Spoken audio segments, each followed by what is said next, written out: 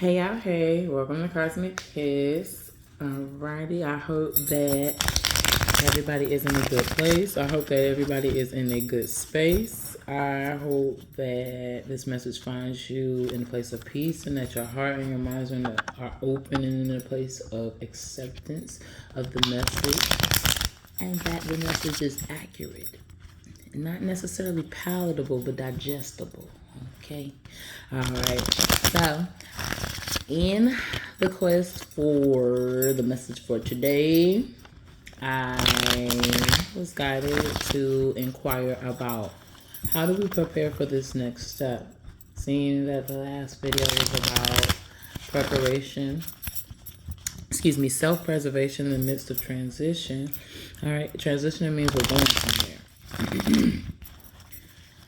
Most of the time when we plan to go somewhere, we plan to go somewhere and usually we plan to do things once we get there.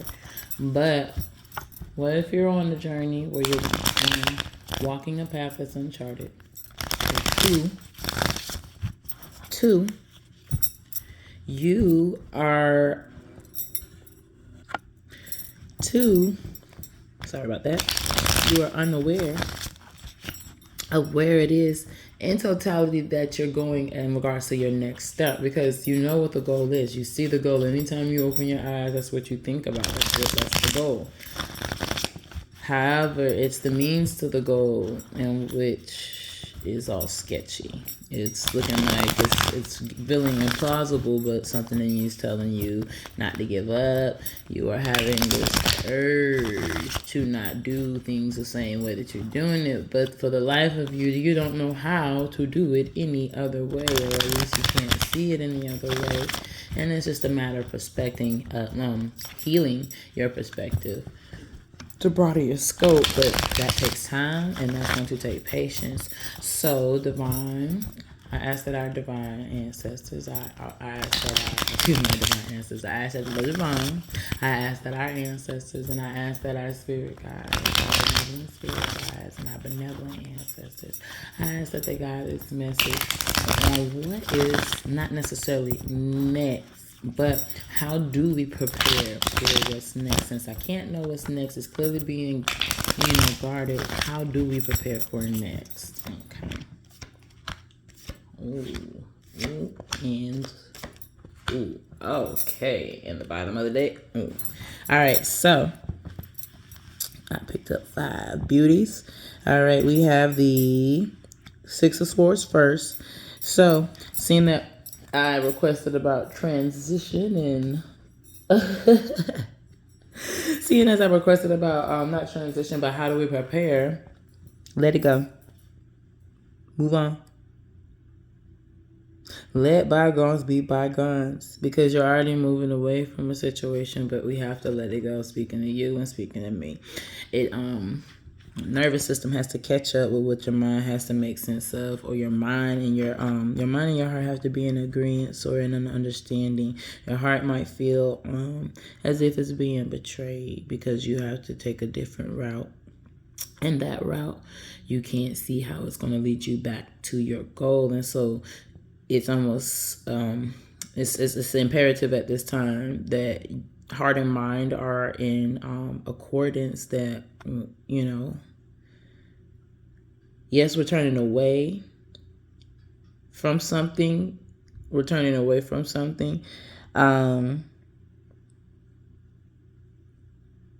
But we're going to be restored in this newness.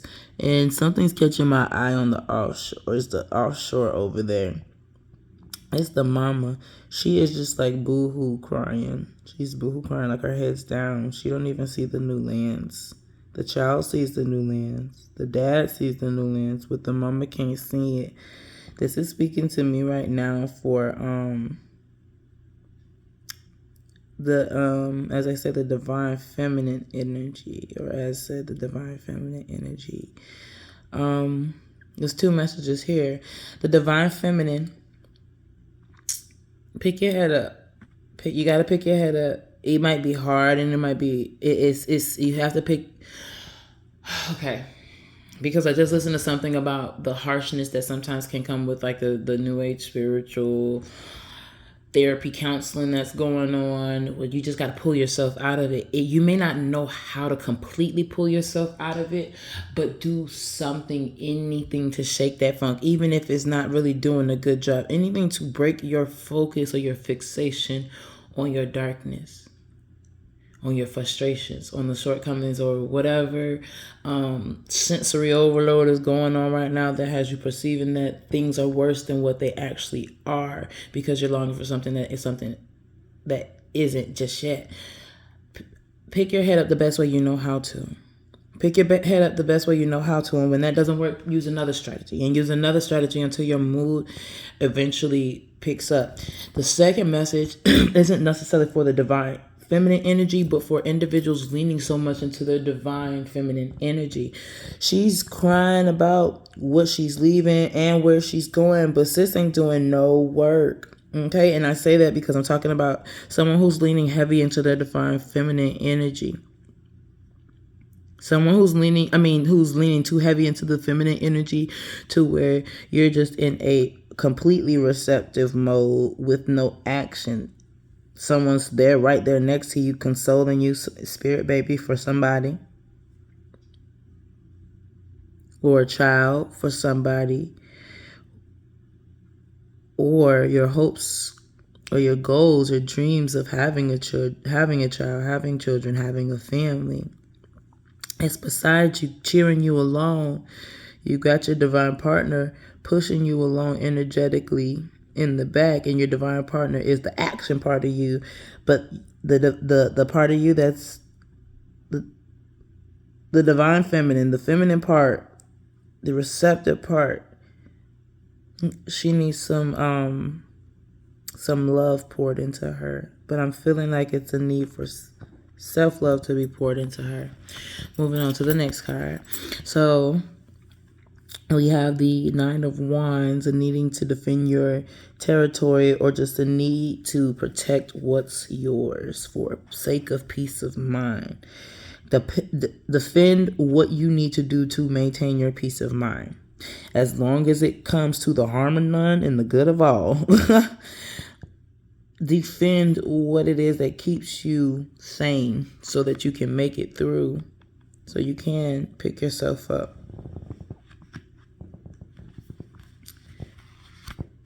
Keep on, because there's an end coming. There's an ending. There's an ending coming. You need to have courage. You need to stand strong on what you believe in. Stand strong on what you believe in. Stand strong on what you believe in. Because there's a transition coming, an ending. Make way for new. And so, him defending, this man is battered. Like, look at him. He is battered, but he is standing 10 toes down. The collective has been going through it. I ain't going back. That's almost what I'm getting. It's almost like this. They done made it there, and it's a given I ain't going back kind of energy. That we done made it, and I'm not looking back. This is my new place, and this is my new space. But there's a transition coming soon. A transition coming soon.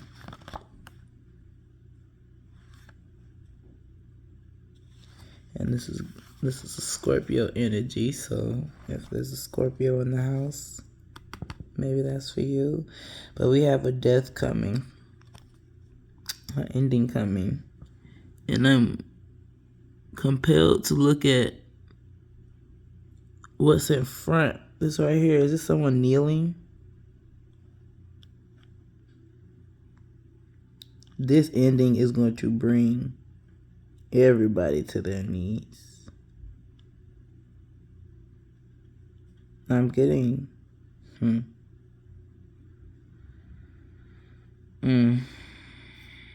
I'm getting some worldly implications here. Pale white horse, everybody, every knee shall bow. Pale white horse. Do with that, I don't know, but you need to. Yeah, there's an ending coming in our personal lives, and there's an ending coming in the lives of a lot of people. There's a transition coming, but this is a liberating transition. A liberating transition that you are going to be so grateful for. That you are going to be so grateful for.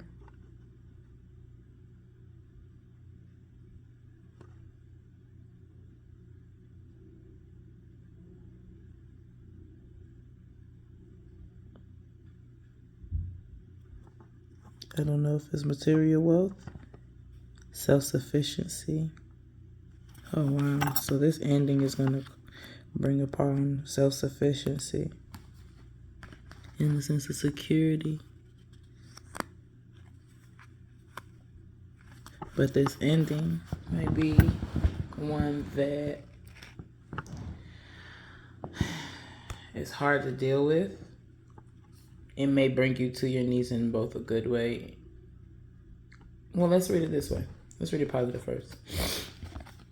Bring you to the knees in a good way. This is going to bring somebody to their knees. And because I'm empathic, I can't delineate whether it's me being brought to my knees or someone, but I'm getting someone's being brought to their knees by this incoming wealth transfer. Oh yeah, incoming wealth transfer. But the limitations.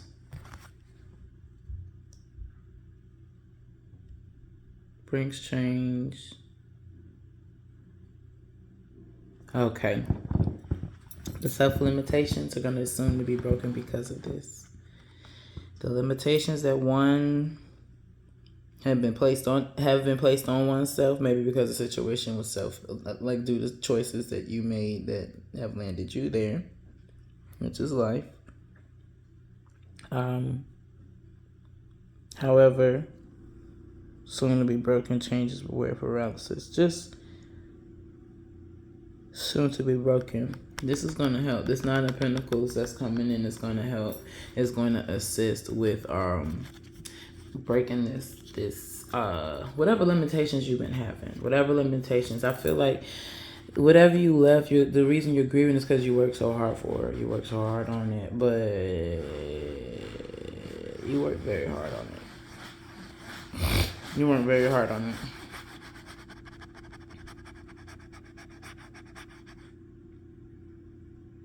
And you don't want to see it be. That's probably why it's almost like you're inconsolable. But continue to be strong and defend what you need to defend that you've been working on to help you get up out of this. Because this ending is ushering in a new beginning with good money, wealth and opportunities. But you can't limit yourself. You can't limit yourself, but this Nine of Pentacles will help you almost like see the light again or see how you can rebuild what was lost. And when I say that, because at the bottom of the deck was the Ace of Pentacles, and with the Ace of Pentacles, we have manifesting new financial enterprise. And new financial enterprise or opportunity is about seed is sown, new job, gifts, and a pay raise. Alrighty. I hope this message finds you in a good space, in a good place, and I will be talking to y'all soon.